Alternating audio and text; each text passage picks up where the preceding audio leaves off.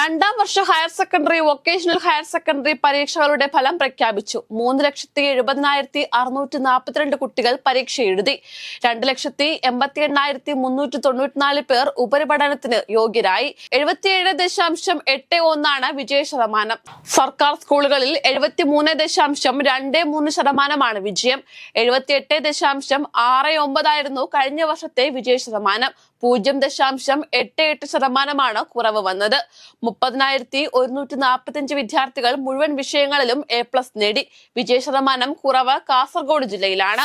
തിരുവാങ്കുളത്ത് കൊല്ലപ്പെട്ട 4 വയസ്സുകാരി ലൈംഗിക ചൂഷണത്തിനിടയായ സംഭവത്തിൽ കുട്ടിയുടെ അച്ഛന്റെ അടുത്ത ബന്ധു കുറ്റം സമ്മതിച്ചു.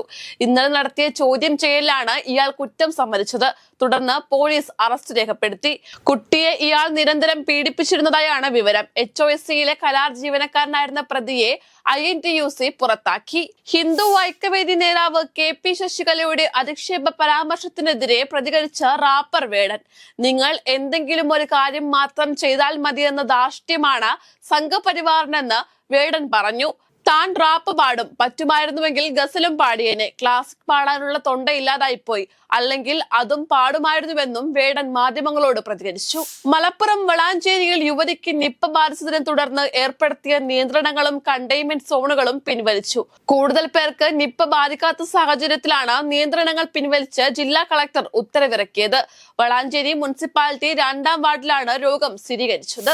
IB ഉദ്യോഗസ്ഥയുടെ മരണത്തിൽ പ്രതിയായ സുഗാൻ സുരേഷിനെ എന്തുകൊണ്ട് അറസ്റ്റ് ചെയ്തില്ലെന്ന് ഹൈക്കോടതി. 2 മാസമായി അറസ്റ്റ് ചെയ്യാതിരുന്നതിന് വിശദീകരണം നൽകണമെന്നും പോലീസിന് ഹൈക്കോടതി നിർദ്ദേശം നൽകി. പ്രതി സുഗാന്ത് സുരേഷ് ഒളിവിലാണെന്നുള്ള പോലീസിന്റെ വിശദീകരണം കോടതി തള്ളി. നിർമ്മാണത്തിലുള്ള ദേശീയപാത 66-ൽ പലയിടങ്ങളിലും വിള്ളലുകൾ കണ്ടെത്തിയ സംഭവത്തിൽ പ്രശ്നങ്ങൾ പരിഹരിച്ച് മുന്നോട്ടു പോകുമെന്ന് മന്ത്രി PA മുഹമ്മദ് റിയാസ്. നിലപാട് താൻ നേരത്തെ വ്യക്തമാക്കിയതാണെന്നും പദ്ധതിയെ പ്രതിസന്ധിയിലാക്കാമെന്ന് UDF കരുതുന്നുണ്ടെങ്കിൽ അത് ജനങ്ങളോടുള്ള വെല്ലുവിളിയാണെന്നും മന്ത്രി പറഞ്ഞു.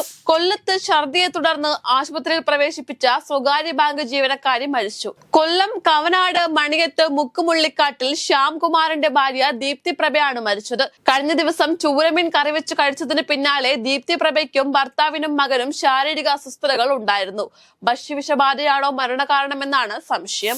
കാട്ടാനാക്രമണത്തിൽ വീണ്ടും മരണം. മലക്കപ്പാറ വാൽപ്പാറ അതിർത്തിയിൽ കാട്ടാനാക്രമണത്തിൽ വയോധിക മരിച്ചു. മേരിയാണ് മരിച്ചത്. രാത്രി 1 മണിയോടെയാണ് സംഭവം. വീടിന്റെ വാതിലുകൾ തകർത്ത് അകത്തേക്ക് കടന്ന കാട്ടാന മേരിയെ ആക്രമിക്കുകയായിരുന്നു.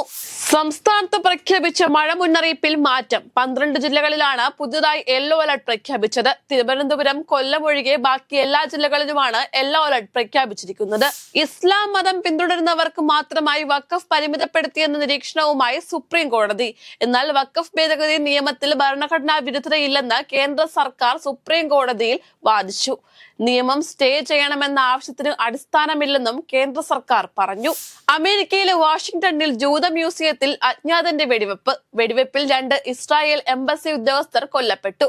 മ്യൂസിയത്തിൽ നിന്നും ഇരുവരും പുറത്തേക്ക് ഇറങ്ങുന്നതിനിടെയായിരുന്നു വെടിവെപ്പുണ്ടായത്.